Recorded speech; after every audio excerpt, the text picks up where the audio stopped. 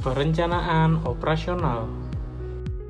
Perencanaan operasional adalah proses penyusunan rencana terperinci yang berfokus pada pelaksanaan strategi organisasi untuk mencapai tujuan tertentu dalam jangka pendek hingga menengah. Rencana ini mencakup langkah-langkah praktis, prosedur, jadwal, dan alokasi sumber daya yang diperlukan agar kegiatan harian organisasi berjalan efektif dan efisien. Tingkatan perencanaan operasional terdapat pada tingkatan manajemen. Tingkatan manajemen terdiri dari yang pertama, tingkat strategis yaitu manajemen senior atau tingkat atas, membuat rencana dan keputusan yang menetapkan atau berdampak pada arah jangka panjang seluruh organisasi. Yang kedua, tingkat manajerial yaitu manajer tingkat menengah, membuat keputusan taktis yang berfokus pada masalah jangka menengah untuk memenuhi misi, tujuan, dan strategi organisasi. Yang ketiga, tingkat operasional, yaitu manajer tingkat bawah, supervisor, dan pekerja membutuhkan data terperinci dalam waktu real time. Sistem kontrol. Sistem kontrol adalah suatu mekanisme atau rangkaian proses yang dirancang untuk mengatur, memantau, dan menyesuaikan kinerja suatu sistem agar tetap sesuai dengan tujuan atau standar yang telah ditetapkan. Pembagian sistem kontrol. Yang pertama, sistem operasional.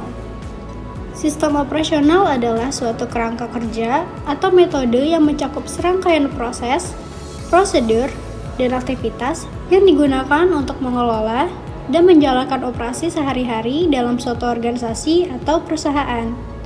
Sistem operasional mencakup interaksi antar fungsi operasional, proses standar SOP, dan data operasional. Yang kedua, sistem kontrol pada sistem manufaktur dan produksi terdiri dari logistik, pengendalian, dan manajemen persediaan, kontrol stok, dan just-in-time inventory management. Yang ketiga yaitu sistem penjualan dan pemasaran. Sistem informasi pemasaran memiliki banyak komponen seperti penjualan, penelitian, intelijen, pelaporan, pengadaan, logistik, dan pengiriman.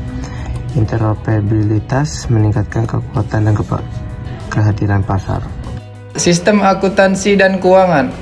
Akuntansi dan keuangan mengontrol dan mengelola arus kas, aset, kewajiban, dan laba bersih serta menerbitkan laporan keuangan kepada regulator keuangan. Tanggung jawab penting lainnya adalah pencegahan, mendeteksi, dan menginvestigasi kejahatan. Dan yang terakhir, sistem sumber daya manusia. Sumber daya manusia atau SDM adalah bidang yang berhubungan dengan kebijakan, prosedur, persyaratan kepatuhan, dan praktik terbaik. Sistem informasi memfasilitasi manajemen SDM. Yang pertama, rekrutmen adalah menemukan karyawan, menguji karyawan, dan memutuskan mana yang akan dipekerjakan. Kedua, menggunakan jaringan sosial dan perangkat lunak cerdas. Perekrutan di dunia maya dan situs jejaring sosial sangat populer. Yang ketiga, evaluasi kinerja. Sebagian besar karyawan dievaluasi secara berkala oleh supervisor mereka.